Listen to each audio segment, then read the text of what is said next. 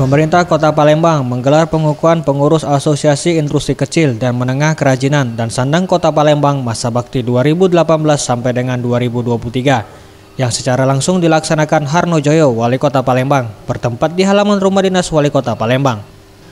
Harnojoyo, Wali Kota Palembang, menyampaikan dengan dilaksanakannya pengukuhan ini diharapkan dapat mempermudah bagi pemerintah Kota Palembang dalam berkoordinasi dengan para pelaku usaha UMKM di Palembang.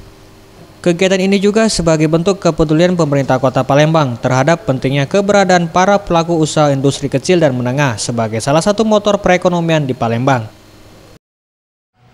Bahwa luar biasa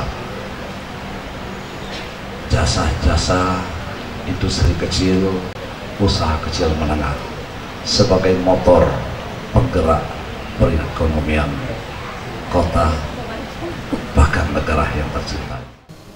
Ia menambahkan sangat mengapresiasi para pelaku UMKM baik di Palembang maupun secara nasional karena UMKM merupakan satu-satunya usaha yang masih dapat bertahan ketika usaha besar di Indonesia tidak mampu bertahan pada krisis moneter di tahun 1997.